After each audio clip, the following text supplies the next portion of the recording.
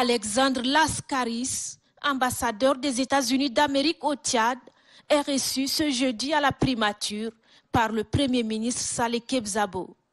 Le diplomate américain est venu témoigner de vive voix au chef du gouvernement d'union nationale la satisfaction de son pays pour la grâce accordée par le président de transition, président de la République, chef de l'État, le général Mahamat Idriss Déby Itno, aux éléments du FACT et aux manifestants du 20 octobre 2022.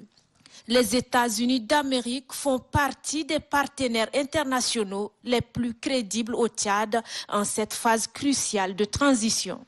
Le Premier ministre Saleh Kebzabo, qui fait de la refondation du Tchad une obsession, ne laisse passer une occasion de faire bouger les lignes afin d'atteindre cet ultime but.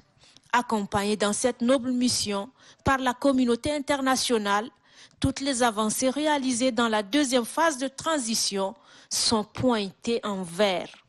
Pour l'ambassadeur américain, ce geste de clémence contribuera sans doute à la réconciliation nationale et constitue un nouveau pas dans la mise en œuvre des résolutions et recommandations du dialogue national inclusif et souverain.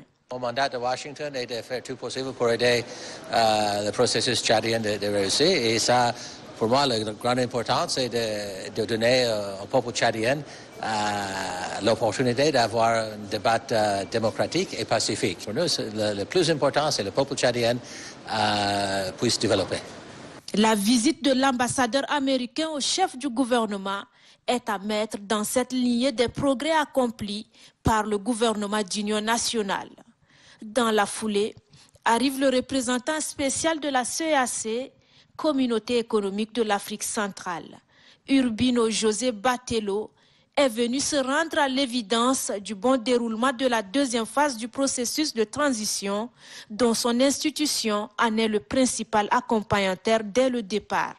Le Premier ministre Saleh Kebzabo, confiant, rassure son interlocuteur que la transition au Tchad est sur une bonne voie et progresse inéluctablement et sûrement vers un retour à l'ordre constitutionnel grâce à la mise en œuvre efficiente des résolutions et recommandations du DENIS.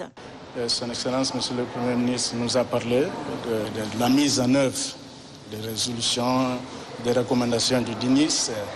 Et nous avons constaté qu'il y a de progrès satisfaisants. Et nous avons salué les efforts qui sont entrepris par les autorités, les plus hautes autorités du Tchad, pour la réussite de ce processus de transition. La communauté économique de l'Afrique centrale, qui a pour mission de conduire le processus d'intégration régionale de l'Afrique centrale, a joué et joue un rôle de haute importance dans cette deuxième phase de transition.